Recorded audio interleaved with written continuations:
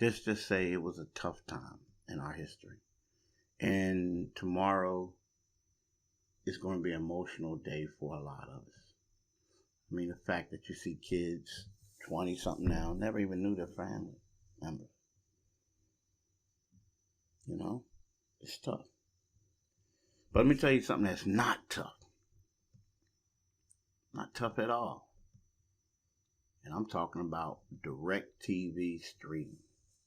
You know, does it sound familiar? You've got one device that lets you catch the game live, another that lets you stream your favorite shows. Oh, I came up with a gay Disney parody. Has anyone done a Hakuna Matata yet? I don't think so. Yes. Okay. Oh, really? Okay, because I came up with like this. This is my version now. I think you did it, Michael. Really? Oh, I don't think so, because I feel like I was so proud of the fact I came up with one now. But you do have an awful memory. Yeah, it went. I mean, I can tell you it now because I think it went, if I remember correctly, it went a splooge and a splatter. It's what we do because we're gay. A splooge and a splatter. Don't matter what the doctors say. It means no worries till you die from AIDS. It's our condom-free philosophy. A splooge and a splatter. And it was going to be like, you know, about how like they like to splooge and splatter in each other and give each other AIDS. Pretty good, right? Good premise. Yeah, I like it. Thank you. Yeah, what's going on in the news? The Paralympics is on. Oh yeah, that's fun. Yeah. I once saw the Paralympics closing ceremony, and Coldplay were doing like part of it. But I was really annoyed because they sang Paradise was a song they just released at the time, and I thought, come on, you got to do Paralympics, and they didn't do that, and I think that was a wasted opportunity. No, yes. Paralympics. Sure, that had been very sensitive, and no one would be offended. Yeah, well, only the woke loony lefties would have been offended. Good point. Yeah. And we didn't have any of them back in 2012. Yeah, like, that's it was the perfect time to do it. Actually, yeah, I don't think it'd be offensive. I just think it'd be very hacky, and like people would make fun of it. Yeah, yeah. For the first time ever, someone would make fun of Coldplay. Yeah, good point. They're not used to that, are they? Yeah, to be fair, like Coldplay are fine. Yeah, I mean, think of it, people even make fun of Oasis. Of course, they're in the news. Yeah. You know? Oh. Yeah, I didn't pick that up. Is it because Keir Starmer's like banging them? What? Like something about like Keir Starmer, he's like having sex with the members of Oasis in order to convince everyone that it's the 90s again.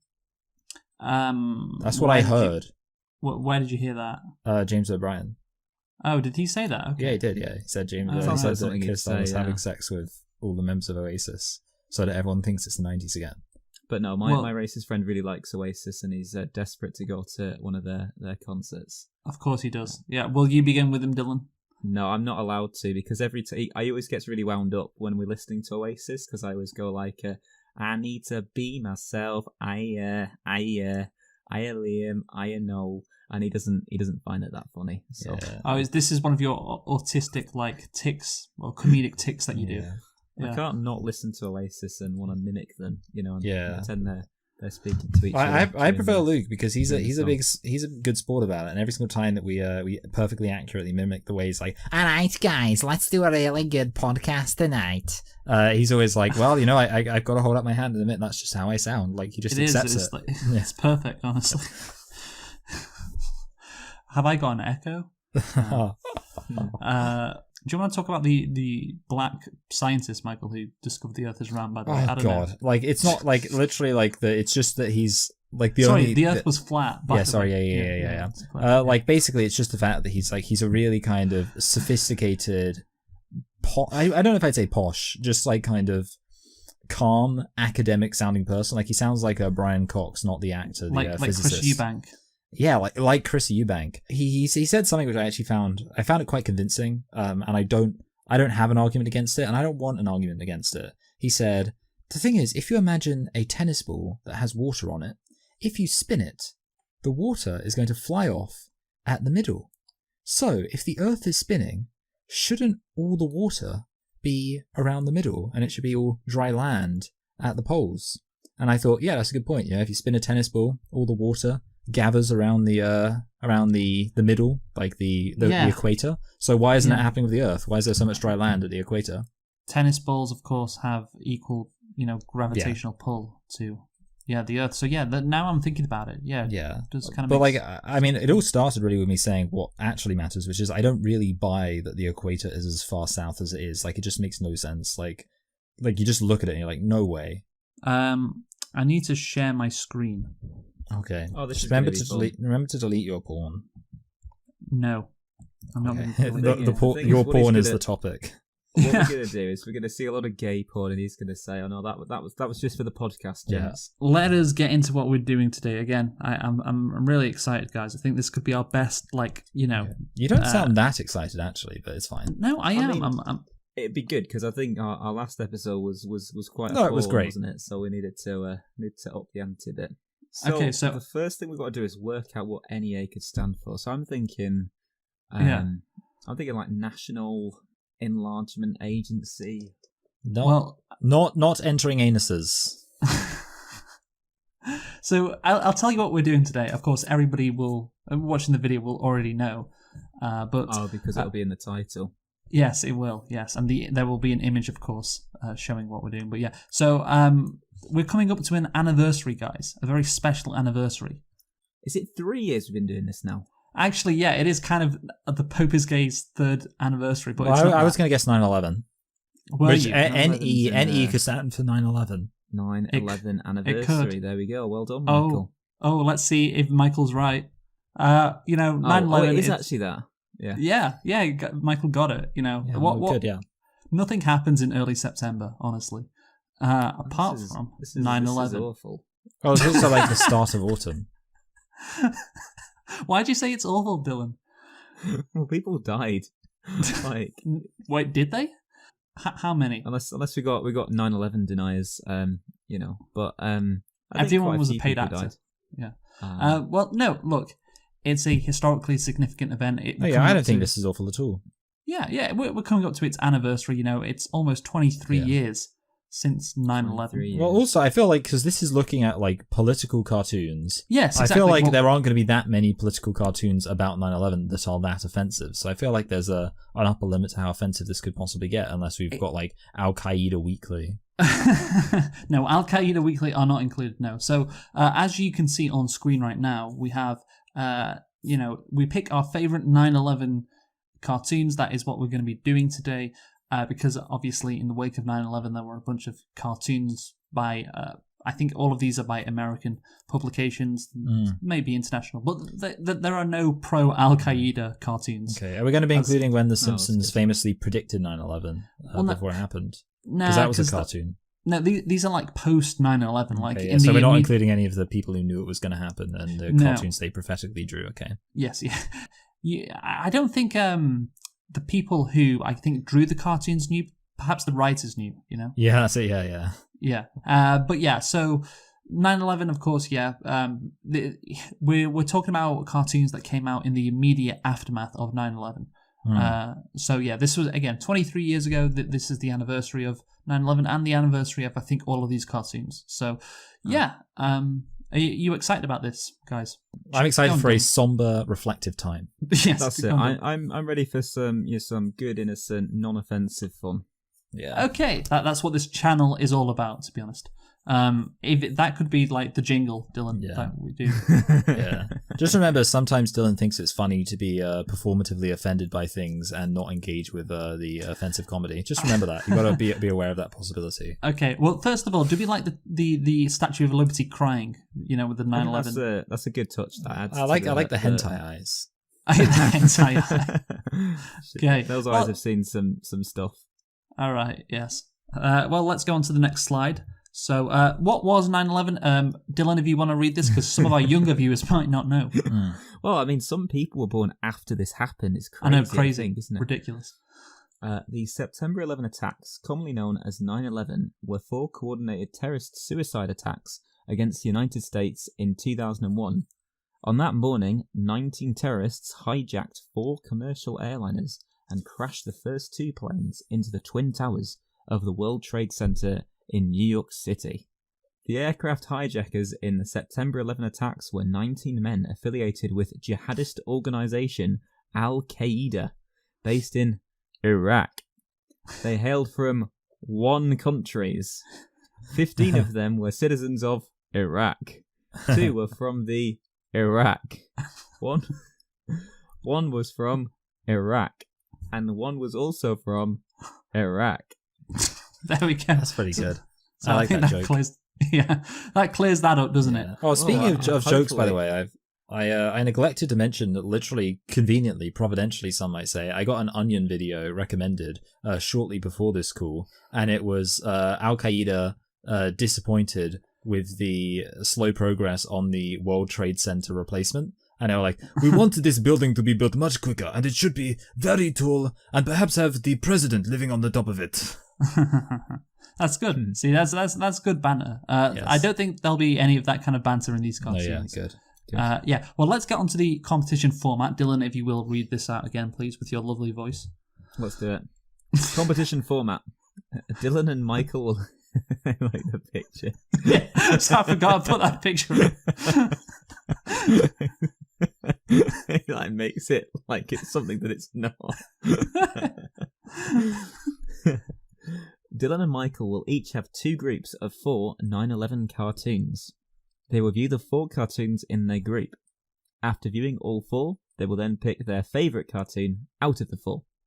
The cartoons they picked will then go through to the final 4. The final 4 cartoons will then each get a rating out of 10 by all 3 of us. Whichever cartoon has the highest score out of 30 will win. Of course, we did this format with another, I guess. Finland. Well, I was thinking of the Tom of Finland stuff. Yes. That's how I find our videos, by the way. I always search for, if I want to listen to a Pope is Gay video, I search for Pope is Gay Tom of Finland. And that's the only way I can find us. Yeah. You know, you can just I hope I won't have to be blurring as many things for this episode. No, unfortunately not. Yeah, keeping it tasteful.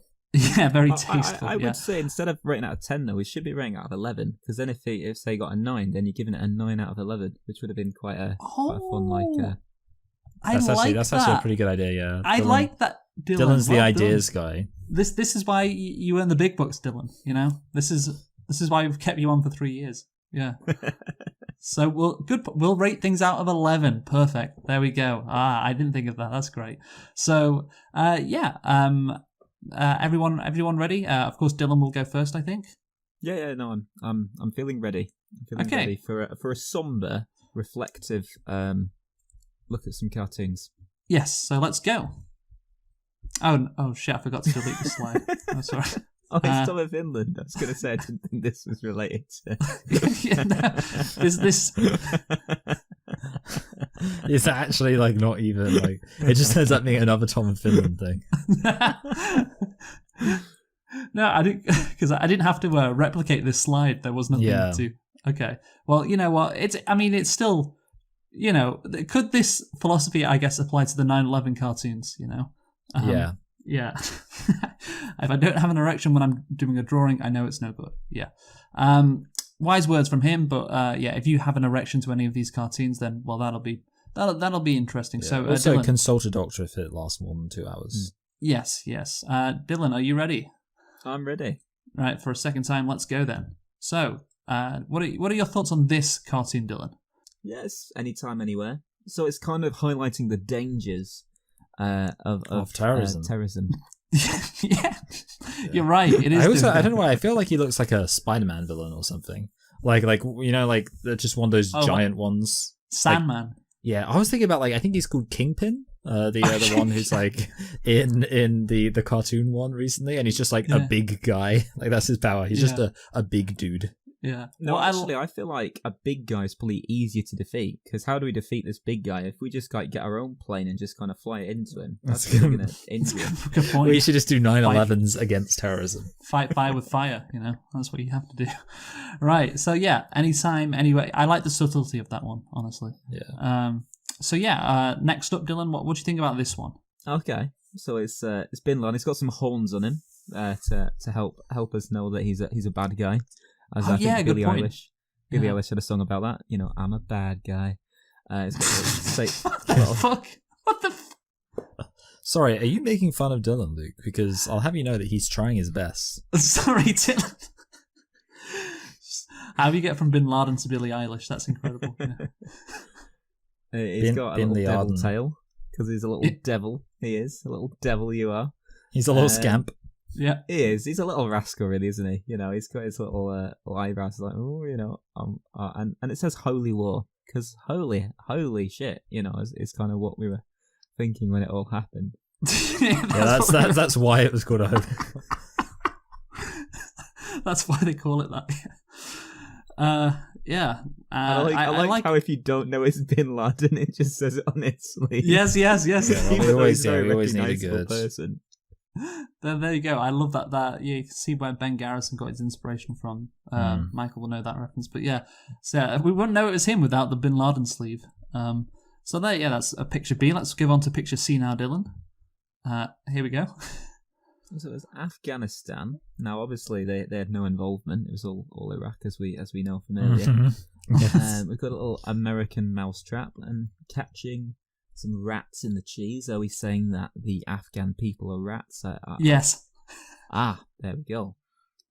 So we got a little mousetrap there to try and capture them, you know, and hopefully, if we do that, then we won't have another 9/11. No, yeah. Michael, what do you think of the political symbolism of this cartoon? You know? No, I think it works because, like, obviously Afghanistan's a very mountainous country of lots of holes where rats could hide. Obviously Afghanistan is filled with a bunch of dirty rats. Okay. But I mean, the issue is, I feel like whoever set up that mousetrap, it's kind of like it speaks to the fact that at the same time they didn't really have a very good plan, because you might notice that if you actually tried that, I'm pretty sure the cheese would block the mousetrap. And also the mousetrap wouldn't be able to, like it wouldn't be able to kill all of the mice at the back anyway. Like, it's not big enough to kill all the mice, even if it was powerful enough. And the final issue with it is, it's kind of like, if you think about it, it's like they're baiting Bin Laden with Afghanistan, which I don't know if that makes sense. Like, no, really, if anything, the cheese should be the World Trade Center too. Okay, what they're baiting him with. What country is he? Was he found in Pakistan? Yes, yeah, he was. Yeah, eventually, yeah.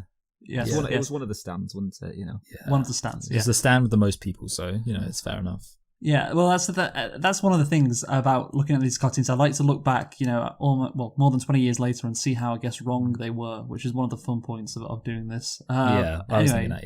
Yeah. Picture D now. This is good, Dylan. America's hour of needing each other. To think, I always. To think, I always hated cops. Okay, there's the accent. To think. He could be like a New Yorker. Blacks. Hey, to think, I always used to hassle the blacks, and now I realize actually you're all right. At least you're not an Arab.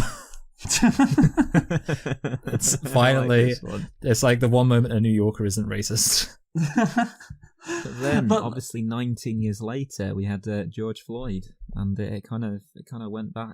Yeah, right. Yeah, that's it. Yeah, to think between this moment and 2019, another black person died. Crazy. I love the implication of the cartoon, because like the opposite is like admitting he hassles blacks, and like that's a good point. It's like the black guy apparently shouldn't be hating cops. Yeah, you know? That's an unreasonable thing to think when the police officer in the cartoon is admitting he is racially profiling him. Yeah, like he is fully justified in his hatred of cops if they genuinely think that. They should have done one that had a neo-Nazi and a Jew, and the neo-Nazi should have been like, to think, I used to hate the Jews, and the Jew would be like, to think, I'm the one who did this. Well, sadly, no political cartoonist was brave enough to draw that, Michael. But yeah, so there's the other thing I like is they've not actually coloured him in black, so you can't you only can tell he's black from context. Yeah, well, it's a post-racial world. Yeah, well, is the cop just randomly thinking that? Is that the implication? Yeah. Well, the other issue is black people don't have white hair, so like you can only draw an old black person as black. Otherwise, you run into an issue with the black and white medium. Yeah, exactly. Yeah. Right, let's go on to the four pictures, Dylan. So obviously we have A, B, C, and D. So give me, I guess, you can rank them or rate them or whatever, but the point is, Dylan, you gotta pick one from the four that will go through to the final. Okay, well, I think my winner would be the bottom right one there. Picture D, we'll call it the. Think I always hated cops. That'll be the. Yeah, that one is pretty funny. Yeah, no, it's good as well, because obviously, after 9/11, there was a real moment, I guess, of racism, was a problem in America, but then it dissipated after 9/11. So yeah, Michael, are you ready to rate your 4 9/11 political cartoons? I am. Yeah, I'm ready. I'm up to the challenge. Okay, so let's go. So this is picture A, as you can see on screen. Okay. So, what are Michael's thoughts on the cartoon?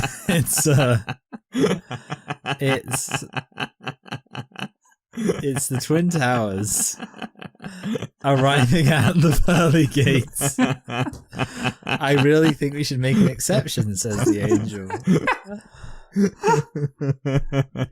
I don't even. What's great about this one is like the angel's like comment. Like it feels like it is a joke. Like it's insane because it's just like it's like.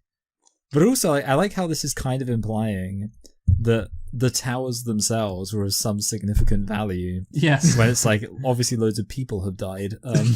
Yeah, I mean, obviously, this one's going to be hard to beat. This is actually really fun. I think this one's really funny. Like the idea of the towers. What I've seen so far. I didn't laugh as much as Dylan, but yeah, I do think that is actually really funny. Like the towers showing up at the pearly gates. And it's like, I don't know why, like it's hard to not attribute to them. Like you just look at them and it's like the fact that they're like completely blank. It just makes you imagine like kind of just like a retarded person. They're just like, where the towers? Yeah. There's a lack of detail there, isn't it? Like you wonder, like, would they be disappointed if they didn't get into heaven? Yeah, what would happen? Where would they go? Where would they go to hell? Yeah. Right, next one, Michael. So this is picture B. Let's see. Also, just aside, imagine how much it would suck if your office, like you die, and then because like most of the people were working there, so imagine you die, you're in heaven, and then your fucking office block shows up. You're like, oh my god, I can't escape. Anyway, next one. What if you want one of the people that jumped from the building as well? Do you get into heaven or not? Like, so many questions it raises. Yeah. Anyways, so picture B now, Michael. Okay, there's a lot going on here, so let me just say, okay. I heard you were doing some major reprioritizing. What's got into you? September 11th. Oh, I see, and they're taking out, okay, I got you, yeah, okay. So he's throwing out me, and he's got, instead, in his house, he's got spirituality, family, patriotism. That's actually quite a powerful message. I think, I think it's a good message. But I think we've got to come together with our family in these times. Yeah, and like again, it says patriotism on the flag. They couldn't just have the American flag, Yeah, well, I think the issue is they had to be consistent because otherwise you'd be like, okay, the US flag, patriotism, some guy's random family, and a book. This isn't a time for books. This is a time for war. Yeah, spirituality. I also, it's kind of weird how inclusive it is. Like, that's the other thing. Like, you'd think they would write the Bible, right? Because, like, the thing is, obviously, you could have a book that has the Bible written on it because most Bibles have the word the Bible written on it. So it's almost like they went out of their way to specifically say spirituality. So maybe this is woke. No, I like how it just makes it very clear what everything is. But I like well, just in case you forget, that's a picture of your family. Good point. It says family. Family. God, political cartoonists, they think everyone's retarded, honestly. Yeah. I like, what if your neighbor came up to you and said, hey, heard you were doing some major reprioritizing, That's what neighbors say. Yes, that's a very normal thing to say. And you just replied, September 11th. That's it. Okay, let's move on to picture C now. Okay, so that's Uncle Samuel. And he's being...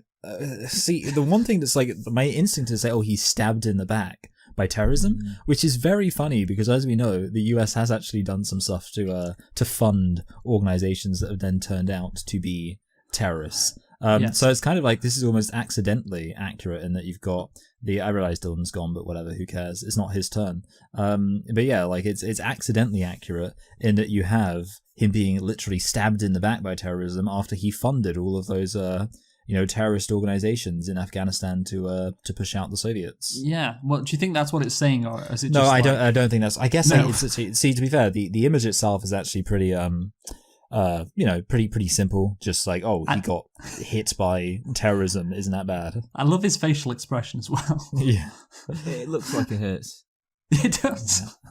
Yeah. So there you go. There's picture C. Now let's move on to Michael's final picture from Group 1, picture D.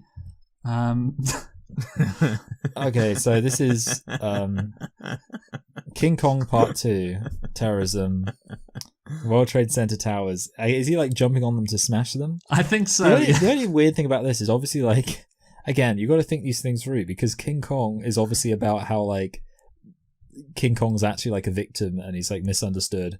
And it's kind of like, in a way, it's, you know, the people who captured King Kong, it's kind of their fault what happened. Come on, man. So, Political cartoonists like thinking. I know, yeah. Come So, on. yeah. I love that. Yeah, he's just stamping them. You know. Like, Yeah. That's, yeah. Is it the guy Danny Aguila who wrote this? Oh, sorry, who drew this was like, oh yeah, what's one thing that happened in New York? Oh yeah, King Kong. So it's King Kong Part 2. Yeah. Yeah. Like, not even a thing that actually happened in New York, but yeah. Exactly. So there you go. There's picture D. So let's move on to the ending screen. So we've got 4 images. Yeah. No surprises here. It's going to be the first one for me. Although I think I could almost rank them entirely. I would say... Yeah, go for it. Yeah, so I would say Stabbed in the Back one. It's my least favourite. I just don't think there's quite as much going on. The King Kong one, I think I'd probably put that one third, but kind of close to the me one, which I think is just like, I like how much there is going on there. Yeah. And of course, yeah, obviously in the top we do have Twin Towers at the Pearly Gates. Twin Towers at the Pearly Gates. Can't beat that, can you? Right, so next up we have Dylan's group 2. Are you ready, Dylan, to appraise some 9/11 cartoons? I'm ready, yeah. So let's see what they can Okay, do. so this is picture A. Fighting terrorism abroad, at home. So, you know, abroad, soldier. At home, though, you know, we're just gonna wave our flags. We're gonna shop. We're just gonna defy the terrorists. You know, get a little American flag on our heads. Yeah, yeah. This one's pretty ridiculous. Isn't it? When you like look at it, you're like, so like. I mean, yeah, like being not to say that I respect soldiers who died in illegal wars, but you know, still being a soldier, at least you're you're putting your life on the line. This is like, to be fair, like this is actually the most effective own on the terrorists because it's just a way of saying to like the terrorists, we didn't learn the lesson at all. Like we're literally like, yes, more blind consumerism and decadence, Western decadence. Yeah. Yeah, I love that. So let's move on to picture B for Dylan. Here we go. We got another visitor. Yeah. So this is basically the same thing, but yeah. I actually think it's worse, honestly. Because it's flying into them. Yeah, exactly. I like also, like, I'm sorry, but, you know, I know that the plane's at least got to get, I don't know, like a manslaughter charge, surely. Well, look, hang on. This is how it works. Like, let's say, so the plane crashes into the building, right? So the plane's dead, and everyone on the plane's dead. So are they, like... Did the terrorists get it? Yeah, that's what I was thinking. Are the terrorists still on the plane? The hijackers still in the plane, and they're still like, you know, well, look, we've just unlocked a hidden level. Let's go and go and yeah. The alternative way of thinking about it, of course, is maybe this is a wonderful message about how all the people on the plane are also going to get 72 virgins. Okay. Like it's actually the terrorists who are being let in, but it's like... Yeah, I just love, like, whoever drew that didn't think of the implications of a plane flying into a big structure. Yeah. I like that one. Okay, so that's picture B. Again, very the heaven ones are always a winner. Yes. Picture C now, Dylan. Praise Allah. By attacking America, we are guaranteed entrance to heaven. Hey, wait a minute. Welcome. I love how the devil's looking right there. The devil looks like know. French, yeah. I like how the devil's French, yeah. That's a good little... That's a good bit of lore. Yeah. I love how in one cartoon you have the plane going into the heaven, and then the next the plane is going into hell. And again, does this mean all the innocent people on the plane are going to hell too? Yeah, is that what it means? Oh, yeah. no, because as you can see, it's only the bit where the pilot is. So the rest of the plane, I think, is still in heaven. Oh, okay. So the people who were threatening them with the box cutters, yeah, like they're still alive. Yeah, because there wasn't just terrorists in the cockpit. Yeah. Yeah. I actually don't really know. Like, it occurs to me, I don't actually know entirely how 9/11 went down. You know, I'm very much ashamed. Well, I mean, they flew some planes into buildings, I think. Yeah. I just don't know, like, because I heard like Mark Wahlberg said that if he was on the plane, it would have been he would have beaten up all the terrorists and landed the plane safely. Well, yeah. Because Mark Wahlberg's a legend, so yeah. Because he was in Daddy's Home too. He was, and Daddy's Home 1. What? Oh my god, I don't remember that. That's crazy. Wow. But I like how wow, he's a triple threat. I like how the devil's actually. I don't know if the devil welcomes everyone to hell, but it's quite nice how he's decided to welcome the terrorist in there. It's made a special exception. Yeah. The thing is, like, on some level, like, I mean, I know this is like the standard thing, isn't it? About like, surely the devil would be kind of pro what they were doing. Yeah, exactly. He'd be happy with them. Well done. It looks like he's planning to team up, like with the terrorists. The sequel. Yeah. Oh. Okay. Yeah. So again, the implications from these cartoons are interesting. So, your final picture, Dylan. Picture D. Here we go. I don't even know what this is. Osama recipe for disaster. Osama just splooged on them. He had like explosive diarrhea. It's like the alternative ending to Ratatouille. The Middle Eastern Ratatouille. Yeah. Jenny, what in Allah's name are you doing? Yeah. So okay, I'm trying to work out what's going on in this one, but it doesn't really make much sense. To be honest, I didn't really know. Like also I felt like didn't Osama like he kind of worked out better for the Taliban. Like on balance, I feel like the Taliban can tick off the whole Osama situation as a win. Yeah, because like he really raised their profile, and they liberated Afghanistan from the American invaders and kind of like gave them a bloody nose. What a W. Yeah. I just included this cartoon honestly because of the dog. Like, yeah, I like the dog. The dog's just dogs are haram in Islam, so technically they wouldn't have a dog. Yeah, I think like that's the thing though, isn't it? Like people love like another staple of political cartoons is random animals just like thinking snide things. I know. Anyway, so let's go on to the final screen, Dylan. All your 4 images are here on this slide.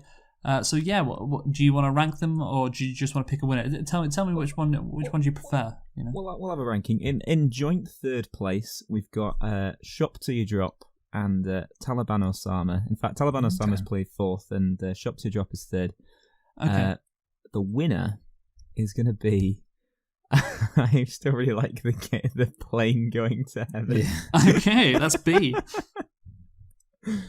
So yeah, that will be the winner. But the Praise Allah one was quite funny too. Okay, I think it was quite funny. There we go. Dylan selected B and D. Michael selected A with his one selection. So we'll Michael, if you select image C, we've got A, B, C, and D. Just to let you know. It'd be really easy to collage them. Oh, okay. Yeah. In that case, as the a very committed editor of this situation, I'll bear that in mind. Okay, so picture A, Michael, are you ready for your group 2?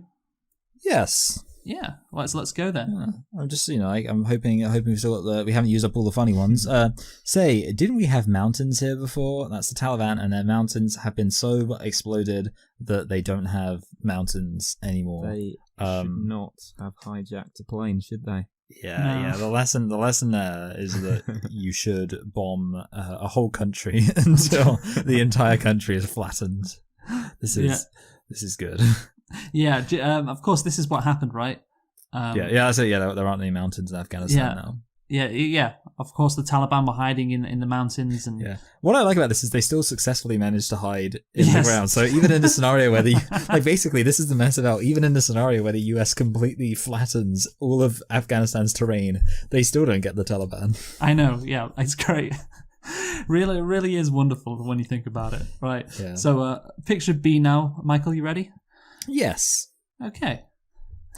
Let's see. Pandora. Who is Pandora? Oh, I see. So it's Pandora's box opening the USA. Now, the thing about that is that, Pandora's box, obviously it's like she lets all of the evil into the world, right? Like, Pandora's box is literally a box full of all the evil in the world. Yes. So, basically admitting here that the USA is filled with all the evil in the world, which is a bit of an awkward look. I also have to say, this is just a minor point, but what's going on with the random, stripy splodges of black going downwards? Yeah. What is that? A foreboding shadow? Honestly, I thought that was like the New York skyline. Oh, New York skyline. I guess, yeah. But I don't know why it's upside down, though. Yeah. Right, so let's move on to picture C now, Michael. Picture C. So you better pick this one to make it, perfect. Yeah, okay, it better be ABCD. funny. Okay, it Yeah. better be something going into heaven. It better be an inanimate object going to heaven. Okay, I'll trade you 2 Michael Jordans and a Barry Bonds for 1 New York fireman. So obviously it's because you're collecting your cards of heroes. Michael Jordan, he's a big deal. But who's a big deal? Who's worth 2 Michael Jordans is a New York City fireman. Yeah, absolutely. Kids all across America were doing this. That is that's great. I like the idea that firemen existed in this game before were like common cards, but now because of it, they're like really valuable. That's it. Yeah, you need to invest in fireman stocks. When it's gonna go up. A kid opening a New York fireman and go, oh Yeah. damn it, oh got a New York fireman, fucking hell. But now they're happy, yeah. Yeah. Hopefully, Picture D isn't that funny because this is poised to be the top one. Oh well, let's see if Picture D can compete. Here we go. Okay. Oh God. Okay. Oh, so this one seems like it could be quite long, which might count against it. All right. Standing up to terrorism, small, waking up in the morning with your kid lying next to you, I guess. Steps. So obviously this is steps. Just checking the mail, ripping open the mail. 2, you're riding on the bus. Victory.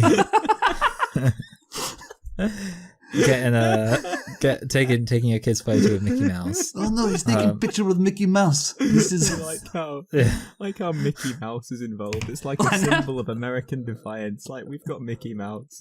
Yeah. I thought Mickey Mouse lived in Tower. That infidel mouse.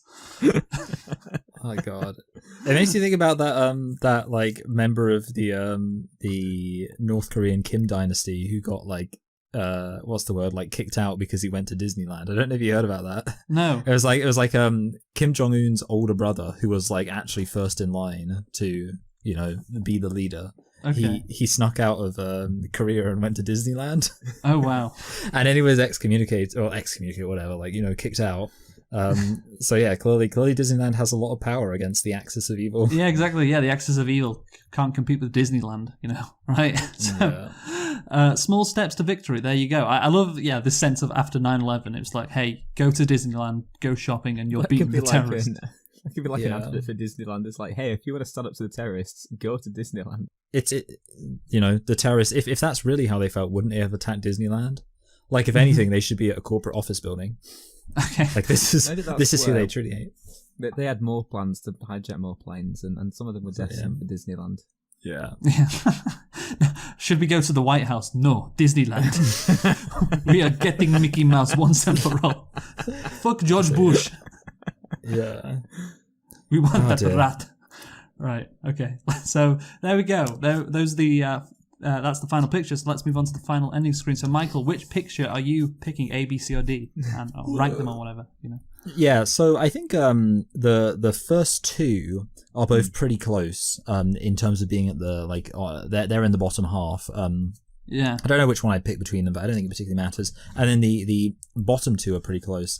I think on balance, I probably do prefer the C one overall, but there's also the fact that does make it ever so slightly easier, which is nice. But yeah, I'll say I think it's definitely close enough that I wouldn't be being unreasonable to pick C. But yeah, certainly D is very funny.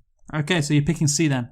Yep. All right. Well, let's get onto the final rating screen, of course. Oh shit! Yeah. Yeah, I was gonna say I was like, Luke, you gotta. Yes. Don't worry, Dylan and I will warm up the crowd. This isn't your private viewing screen. Yeah, I will be back in a jiffy. 1 sec. We'll be back in 5 to 10 minutes. I forgot that. Sorry, I wasn't actually looking at the screen when that happened. Oh right. So I just maybe they should make Tom of Finland 9/11. We could censor his penis on the bottom quarter one with a plate. Awesome. Yeah. Yeah, I was thinking the planes would be like the 2 towers, and the 2 towers would be like the cock. And if you spin a gyroscope on a surface, it will want to stay upright. You can twist and tilt the surface as much as you like. The gyroscope will stay upright. So if a plane has a gyroscope and it starts following the curve of the Earth, the gyroscope would stay upright, which means the artificial horizon will start. By the way, Michael, can people hear this in the? I mean, they would be able to hear it if we kept in the Skype audio. Just listening, we're going to convert people to the flat Earth. What I like about this, by the way, is if you look, it says Flat Earth Dave Murphy, Macedonian National TV. So he went to a Macedonian. Like, I also like the fact that this is like, if you look, it says Milenzo Late Night Show.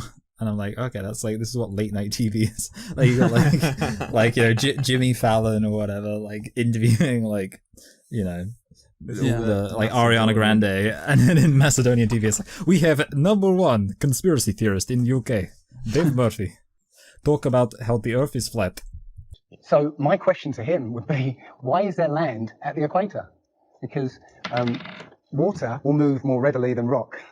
So if the Earth is spinning, the water will be collected at the equator. I mean, if you spin a wet tennis ball, if you spin a wet tennis ball, the water shoots off at the equator, essentially. So all the water will be gathered around the equator. So why is there land at the equator? Okay, so now you can see on screen, we have in the top left, that is Dylan's winner, which was his picture D from Group 1. Then we have Michael's winner in the top right, which was his picture A. Then we have Dylan's winner in the bottom left, which was his picture B. And we have finally picture C from Michael's Group 2. That's his Group 2 winner. So there we go. Those are the four. Do we discuss this amongst ourselves? Well, we're going to go through one by one, the pictures or cartoons one by one. So first up in the top left is Dylan's Group 1 winner. The America's Hour of Needing Each Other. To think I always hate cops. To think I always hassle blacks. So we're going to give it a rating, of course, out of 11, which is Dylan's bright idea. So well done, Dylan. Firstly, we'll start with Dylan, whose cartoon it was. What are you going to give it out of 11, Dylan? I'm going to give this a 6 out of 11. A 6 out of 11. Okay, that's interesting. Michael, what? I was feeling more of a 7. I mean, I also like the fact, I like when anyone uses the word black as a noun to describe people. I always feel like that's something I can get behind. Yeah. Especially if they're called the blacks. Yes. I honestly, I think I'm going to give this one an 8. Because climbing. I just love somebody who thought about, you know what, after 9/11, it's time to, show how the police and black people, they're not the enemies of each other. It's time to show a nation healing. So I'm going to give that an 8. Yeah. And they decided to do that by having the cops literally admit that they, yes, unjustly harass black people. Yes.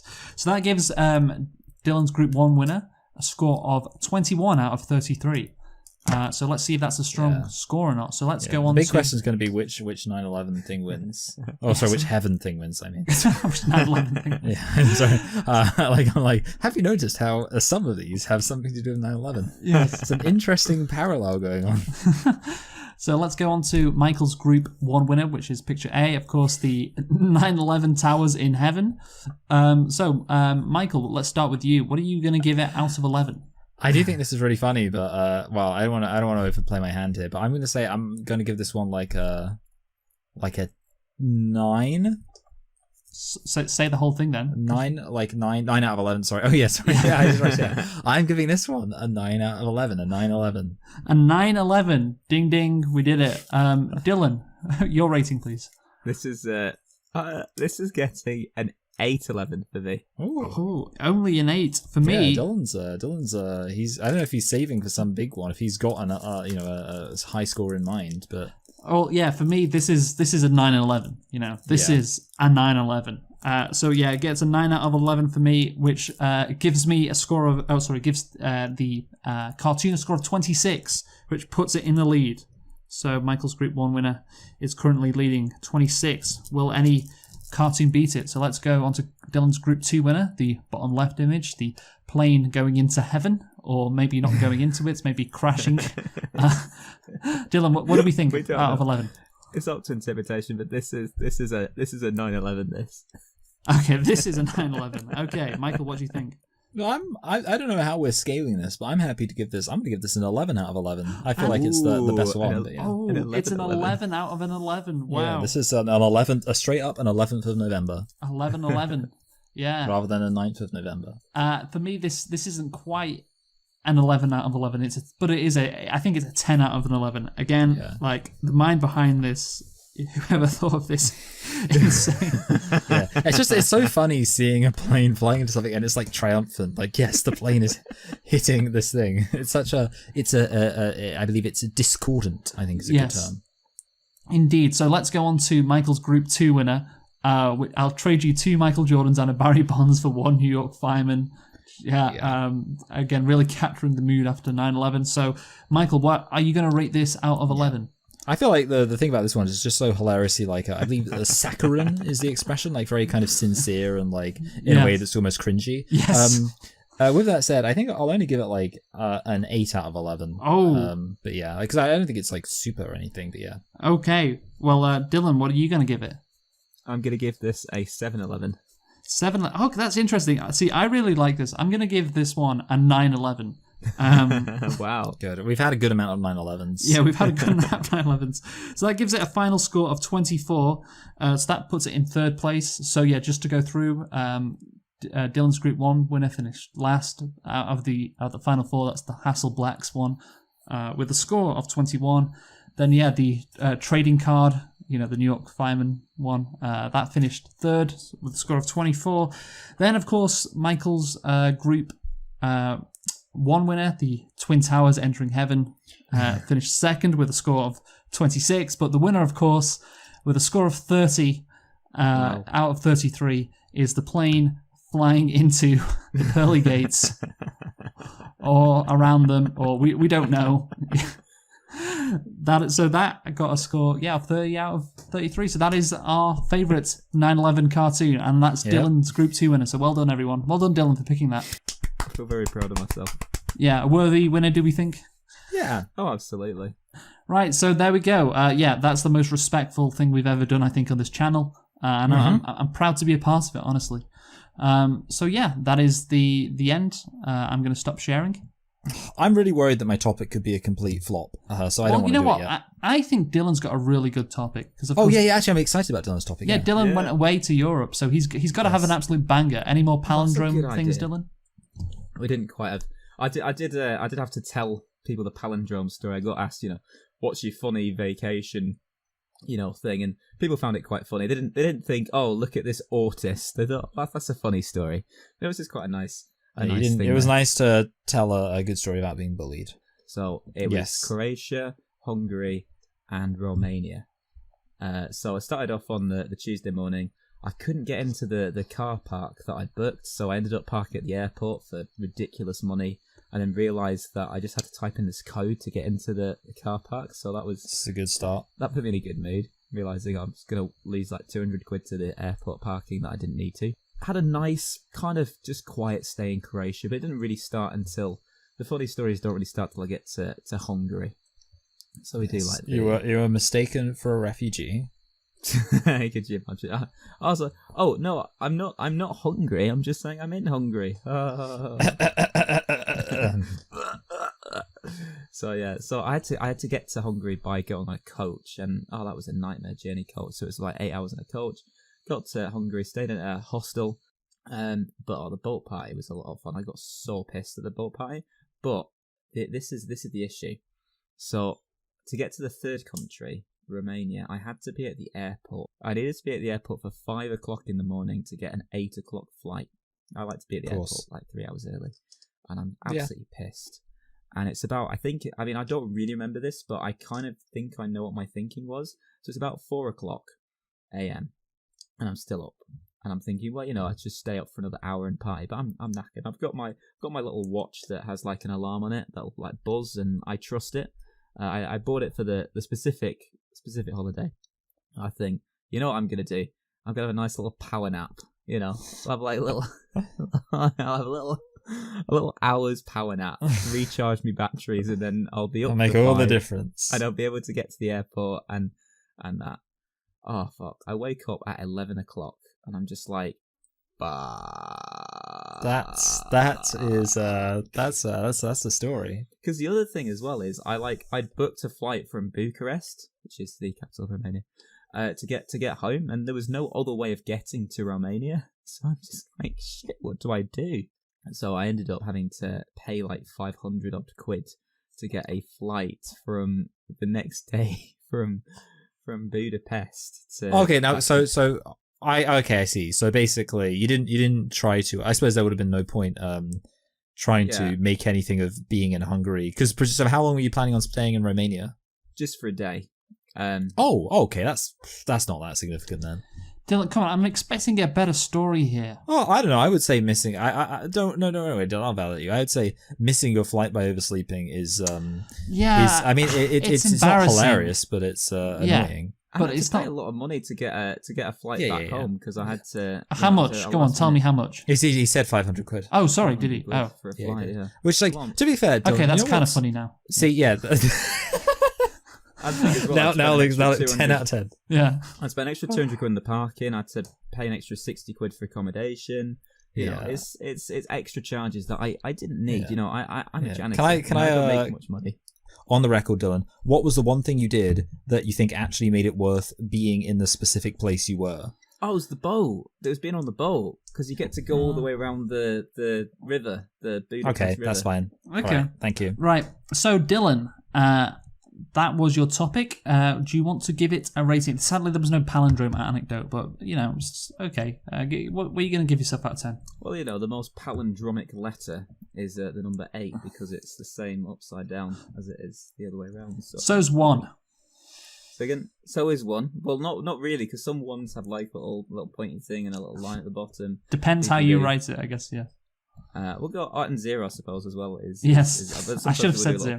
Some people do a little cross through 0, so we'll and then 10, I suppose, is technically palindromic too. But we'll go for 8. Okay, Michael. No, I'm going to give him an 8. A little bit as compensation for his experience, but also because, I mean, like, sure, if he was saying, like, let me tell you the funniest story I can imagine, missing your flight wouldn't be particularly up there. But the fact it actually physically happened to him, you know, like, that adds to me some, like, additional novelty, I guess. Yeah, Dylan, can you remind me how much money you lost again? So the flight. Well, actually, to be fair, I did get priority boarding out of it, which was a good thing, I suppose. I didn't really want priority boarding, but you know, I got that. I think they forced me to pay it, because it was like 300 and something without it, or something like that. But I couldn't not get priority boarding for whatever reason to get that specific flight. Okay. You know, a little perk, you know, you get to go ahead of the riffraff. Anyway, the long story short is 500 plus 200 for the fact that he couldn't park in the right place. Yes, okay. I hated the airport parking too. Yeah, the point was, Dylan, I was going to give you a 7, but I was like, actually, remind me how much money you lost. And I was like, okay, I'll bump it up to an 8. Right. It's I could see where you're going with that. Money needs to be like going towards something other than me getting home safely. Yeah. So that means Dylan has a score of 24, 3/8. So that's a very strong score. Actually, that's his best of the season. Will it be enough to win? Because Michael is up next. Yeah, so as I said, this could be a complete flop. Because in my head this could be funny, but I've not play tested this. This is a little thing I like to call Bluff of the Rings, and it's going to be it's a format that could be adapted to some other things, and I have no idea if this is going to work at all. Basically, this is how it's going to work, and it's going to be Dylan going to be doing the bluffing, and Luke's going to be doing the guessing, because I wanted to keep this simple by just having people doing the sitting roles, and I'm going to send Dylan. Well, what I'm going to do is I'm going to have Dylan talk about some very, very specific niche aspects of Tolkien lore. And sometimes I'm going to send him a paragraph explaining everything, and other times I'm not. And the question is, can Luke ascertain whether Dylan is going off? So obviously, obviously Dylan is allowed to kind of, when he's reading the stuff I've sent him, obviously I'm not just expecting him to read it out verbatim, because that would make it obvious. He's allowed to kind of, make it seem like he's making stuff up.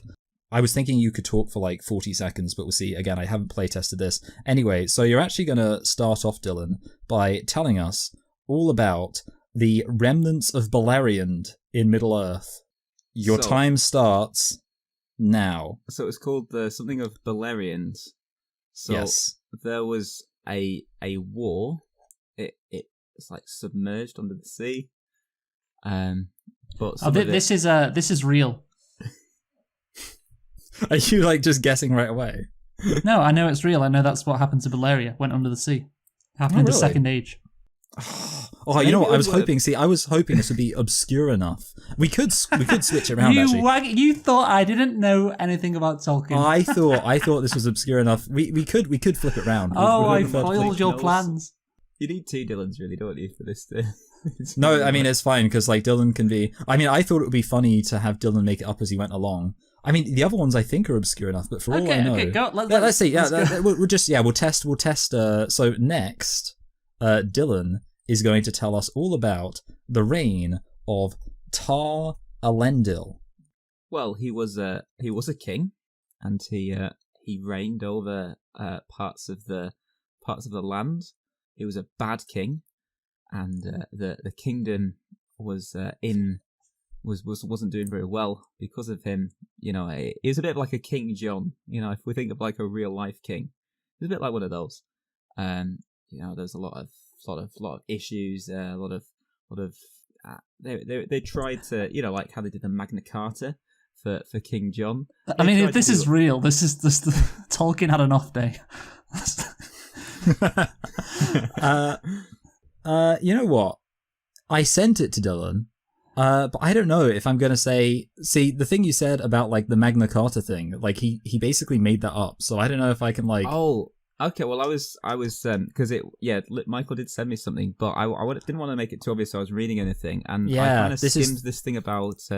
But I think maybe we could try switching it. So Luke would be the one who you know is bluffing or not. Yes, okay. Yeah, I think that works. Because, okay, I've got a question. If Dylan would have mentioned Numenor, would that have immediately given it away for you? Numenor is an island, isn't it, where people live forever? So you would, that's what I was thinking. I was like, you know what, Luke probably knows. No, Michael, right, here's the thing. As soon as I say like something that's Tolkien, then it's going to be obvious that I've read it from Michael because I don't know anything. I'll be honest, my working assumption was that if it wasn't in the Lord of the Rings specifically, Luke wouldn't know it. Michael, you know, like, have you done this topic because The Rings of Power Season 2 is coming out right now? Yes, that was one of the reasons I was inspired by it, but I didn't think you'd seen it. I've seen Season 1. Oh, no, okay, yeah, so these are the things I should have thought about, but I should have asked, I should have just said, hey Luke, have you seen Rings of Power Season 1? Alright, so in that case, Luke, you're going to be in charge, and I'm going to... tell you, and Dylan's going to see whether or not he can work it out. So Luke's going to tell us all about the the dwarven aggression over the Nalglamir. Nalgamir. Okay, so yes, so obviously, there were these dwarves, right, and they are residing in the mountains of Minas Tirith. Okay, and these dwarves, right, they're really into gold because they want to get this special material, okay, called Aegon. Right, and they want to smash the Aegon into this other like specific. It's these things which grow off the trees. This special fruit called like gamgees, and you put it together, and it creates a very, special mixture which gives you like heightened like abilities to like live for a longer period of time. You know, you can see into the past potentially, you know, it's this very special thing. But, you know, these dwarves want it, but these elves, you know, they also have territory around Minas Tirith. Okay, well, we'll call that time because, you know, that's... so, Dylan, do you think Luke was making that up like a dirty liar? I maybe he just knew it anyway. That's the other thing. Without being prompted. But I'm going to say that he was sent information. Oh, well, you know what? He actually was making it up. In fact, I will now send into the group chat the information, which, you know what? Let's have... Okay, I won't read it. So, Dylan, give Michael a rating out of 10. I might be a little bit harsh here. I think I understand. I think it's a good concept, but I don't quite think it was ready to be introduced as a... Yeah. Still in the testing. I'm like one of those guys. I'm one of those guys who goes on to Dragon's Den, and I haven't worked out all the kings. So what are you going to give it, Dylan? You know, come back to us when you've worked the kinks out. For now, I'm afraid it's just going to be a 6. But you know, come back to us when you get the kinks out. I mean, I'm gonna give it a 7 because I like the idea, but that's probably a bit generous. No, I'm gonna give it a 7 as well. Do you know why? Because it allowed me to show off my Lord of Rings knowledge. Okay, that's good. Yeah, even though I underestimated your Lord of the Rings knowledge, so you could be offended. I'm looking forward to Rings of Power Season 2, even though the first season was quite underwhelming. Even though you're woke. I mean, even though you're not Yeah, honestly, the Black Dwarf was one of the best things about season 1. because of a fat ass, Yeah, she did. a big ebony booty.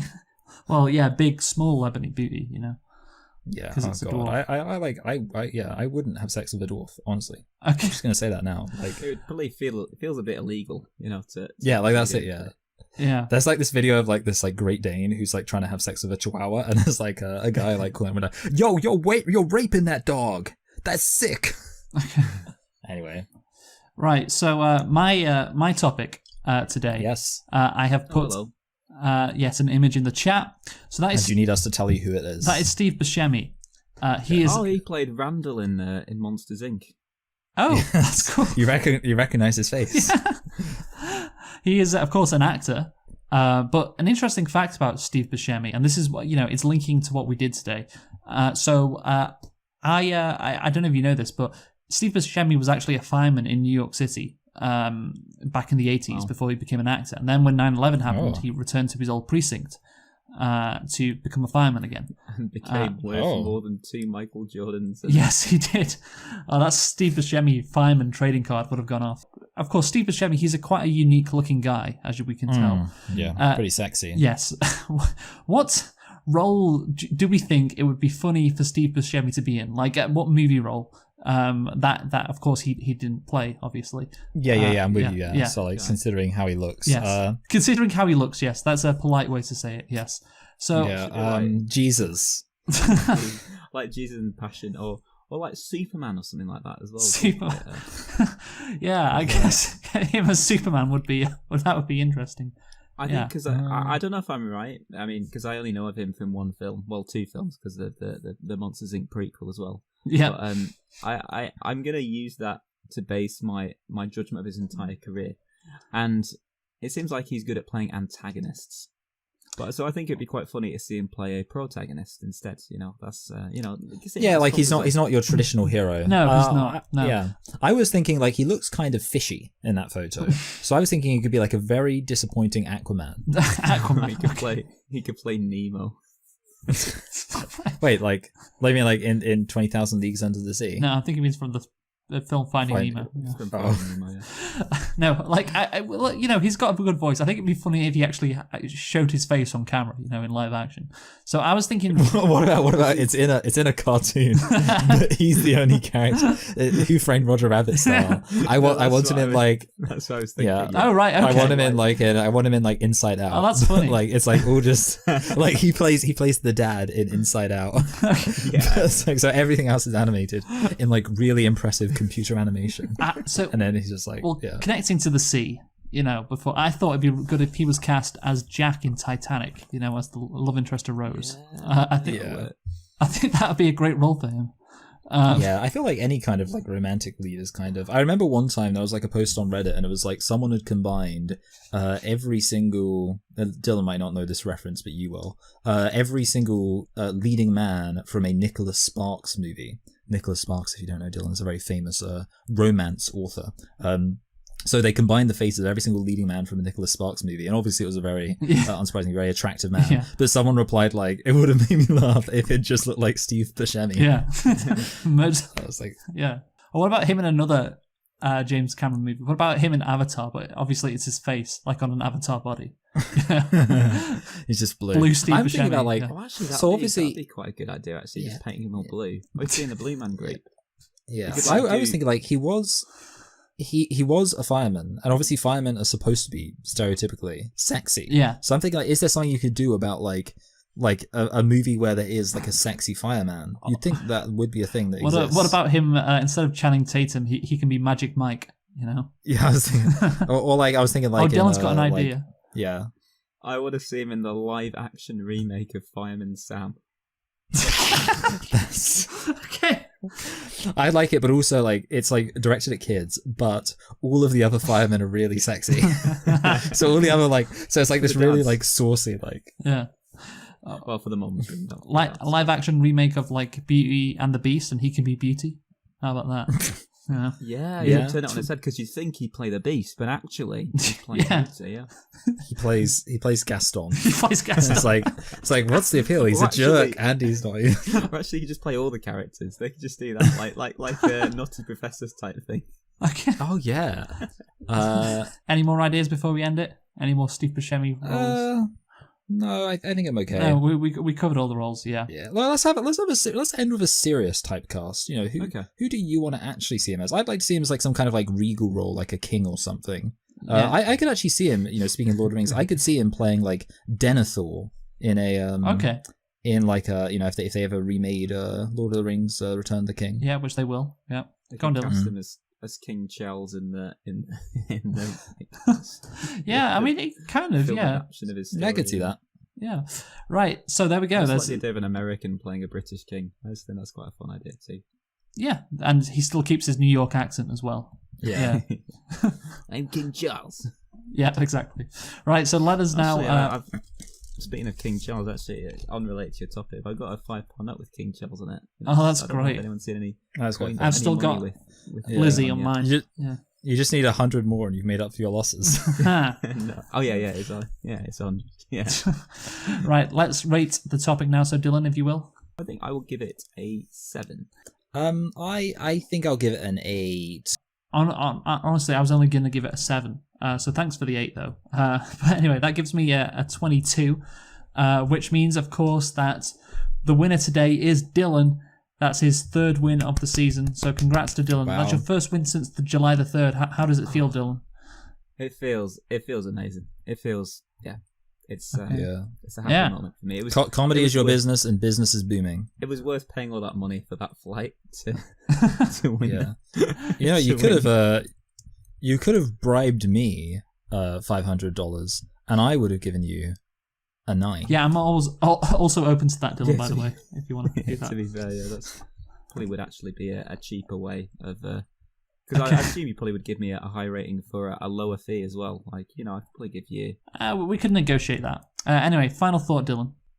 Incorrectly is the only word that, when spelt correctly, is still spelt incorrectly. What about the fact that Keir Starmer has admitted that the country's going to get bad? Which I will say, considering how much, this is going to be a final political thought, which I think is important. Considering like how much of kind of economy is about like good vibes. Like ultimately, if people believe the economy is doing badly, that's probably going to result in a bad situation. You got to respect the hustler coming out and being like, yeah, everything's shit.